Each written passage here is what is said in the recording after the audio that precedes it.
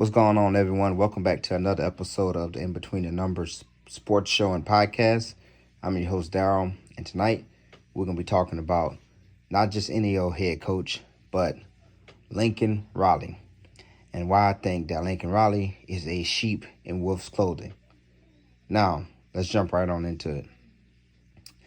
I think for the most part, everyone in college football, maybe with the exception of the Oklahoma fan base, love Lincoln Riley and think Lincoln Riley is probably one of the greatest head coaches or play callers of all times. Again, maybe not Oklahoma fans, but USC fans and other fans of college football. But what if I told you that I think Lincoln Riley is a sheep in wolf's clothing?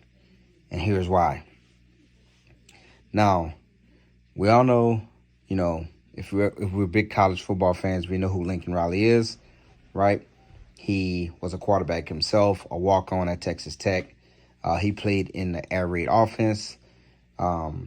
He has mentored Heisman Trophy winners like, Baker Mayfield, Kyler Murray, and Caleb Williams, right? So he's mentored and coached those players.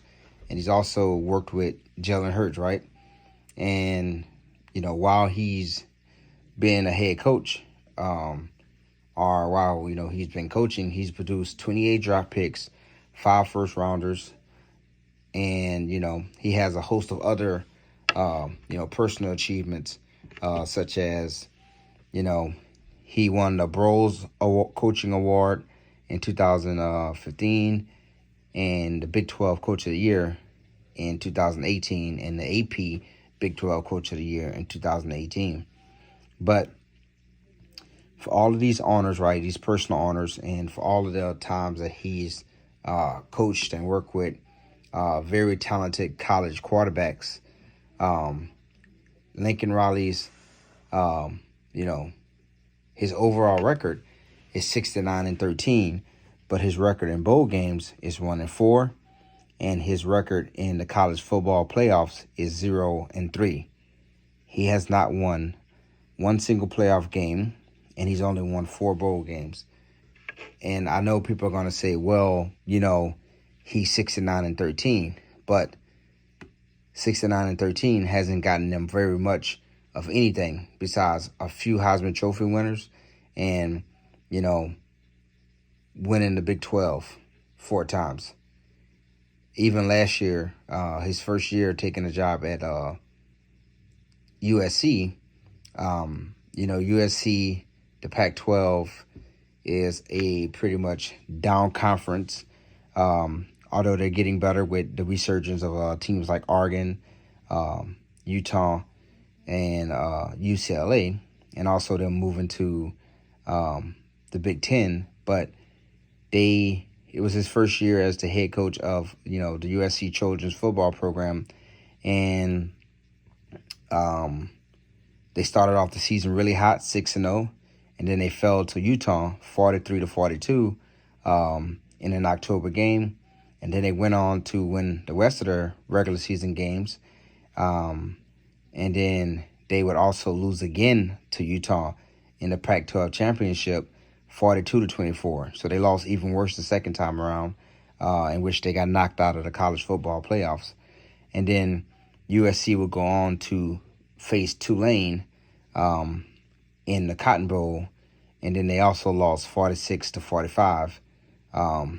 And, Vegas picked them to win that game. It was like a 99% chance Vegas was picking them to win that game, and they had like a 15-point lead, and they blew a 15-point lead within 4 minutes remaining in the game.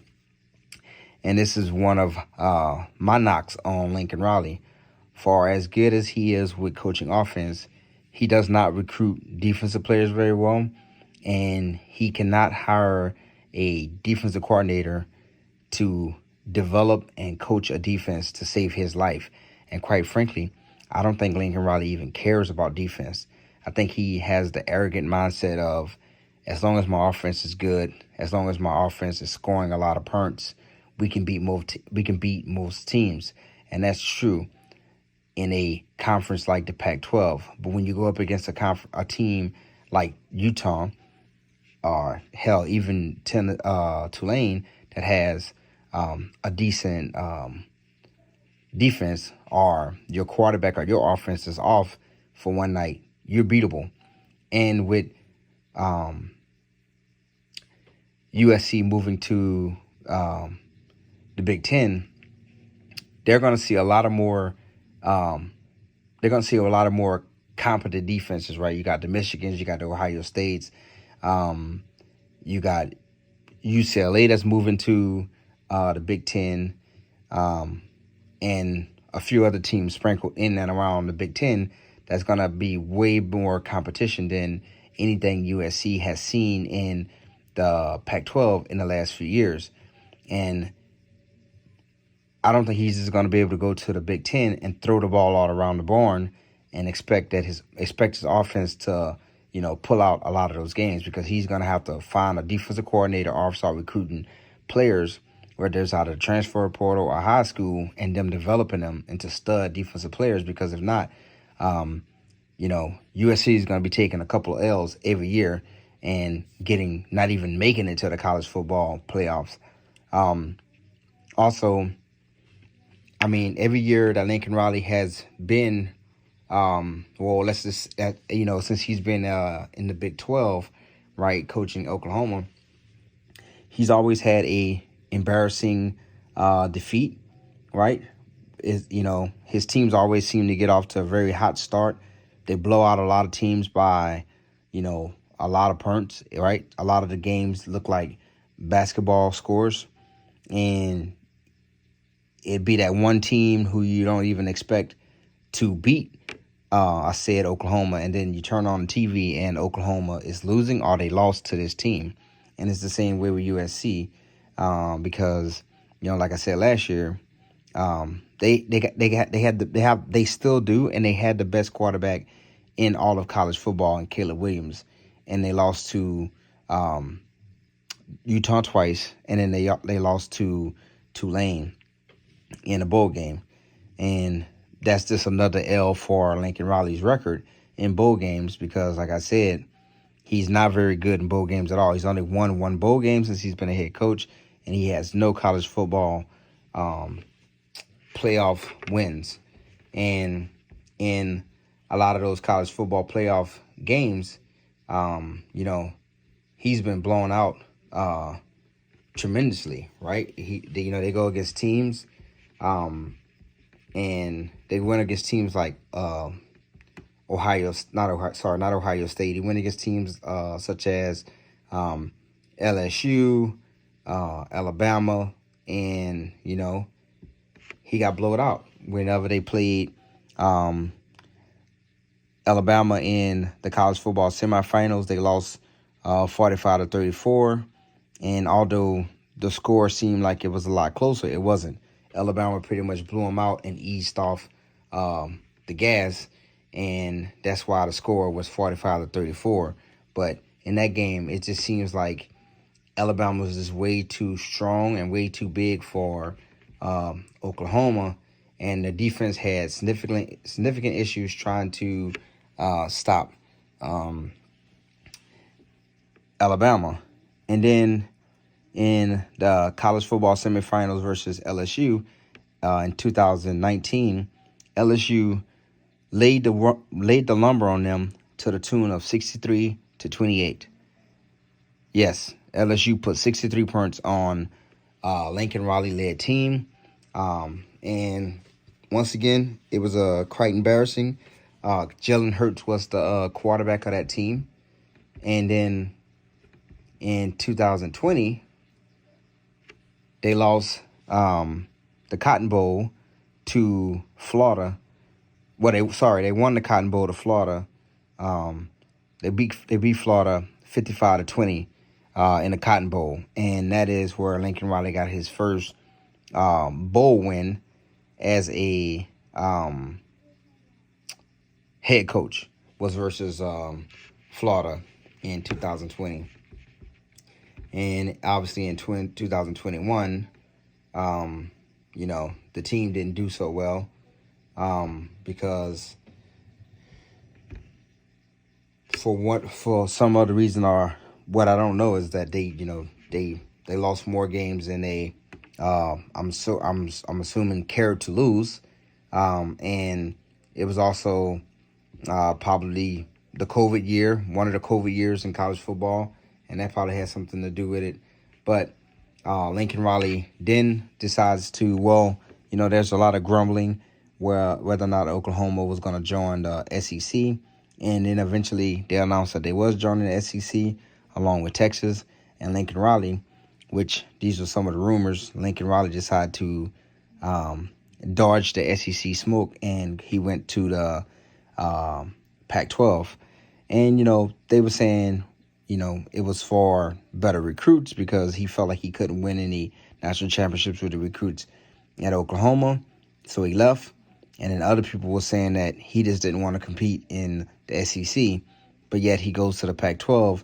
And now USC is moving out of the weak Pac-12 and going into a much stronger conference in the Big Ten. So if that's why he left the Big 12, it's because he was dodging competition in the SEC, where he's still going to get significant competition in the Big Ten. So we have to see how that works out. And, I think the whole purpose of, I think if you ever ask any player who played college football or any coach, they'll tell you that, yes, it's great to win in the regular season because winning in the regular season gets you to the postseason. But the goal is ultimately to win a national championship. And teams that's led by Lincoln Riley, that just hasn't come to fruition yet. Whether or not, it's just bad luck, bad timing, or the fact that he can't recruit defensive players and he can't make the right hire as he can't make the right hires as at the coaching position that's in charge of developing and coaching up defenses, which is the defensive coordinator and the defensive coordinator's defensive assistants. Because as a head coach, you are the top coach of a football team, and when you have these shortcomings, it's all laid at your feet, right? You can fire your defensive coordinator, right, and all of that good stuff, but at the end of the day, it's still up to you to make sure that the best possible and the best quality coaches are brought in onto your staff to take your team to the next level. So, fast forward to, present times right now, right? There was an article that came out a few weeks ago. You can Google it, that Lincoln Riley was, reporters were sensing that there was a little tension between Lincoln Riley and Caleb Williams.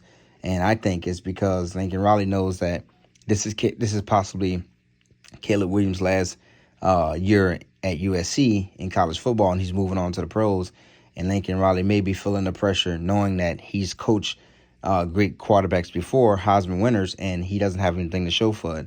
So he's probably definitely in win now mode with Caleb Williams, because although USC has a very talented quarterback on the roster, we don't know if he is up to the par of Caleb Williams or whether or not he's better than Caleb Williams. So Lincoln Riley is probably feeling a lot of pressure to win, and that's probably where that article stemmed from, saying that there was tension between Lincoln Riley and Caleb Williams.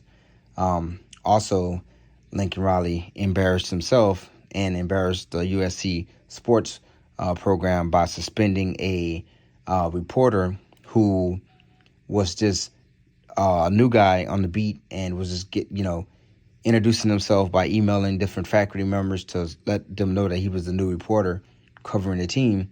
And I guess he had an interaction with a player, even though it was not an inappropriate interaction, and Lincoln Riley decided to suspend him for pretty much nothing, which is bringing a pretty much headache to the USC sports program because of such a minuscule offense causing a sports reporter who does not work for the school but who is covering the USC program to get suspended. So all in all, I personally think Lincoln Riley is a sheep in wolf's clothing, right?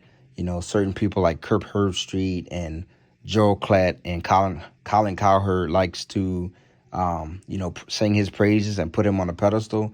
And they do all of this with Lincoln Riley not even having a national championship win and having a pathetic bowl record and a pathetic college football playoff record. But yet he is constantly praised as being, this great coach. And like I said, he is a great coach. He's a great play caller. But two things can be true, right? He can be a great coach, but he also can be horrible in the postseason. And I think people need to bring attention to the fact that although he has an outstanding record and wins, he has nothing to show for it. And the whole goal is to win, championships. So in my eyes, Lincoln Riley is a sheep in wolf's clothing. He's something. He got everyone else believing that he's something more than what he really is. And I just want to hear what y'all got to say about this particular video and subject. I know it may be a little touchy for USC fans, but I just want people to do their own research and look up his coaching record and the people that he's coached, and ask yourself, if any other coach would have had this type of talent at quarterback and at wide receiver as some of the players he had, would they have possibly won a national championship? As always, I thank y'all for showing support to the episodes and to the channels. Thanks to the subscribers. I really appreciate it. Leave me a like, a comment, consider subscribing. And until next time, I'm out.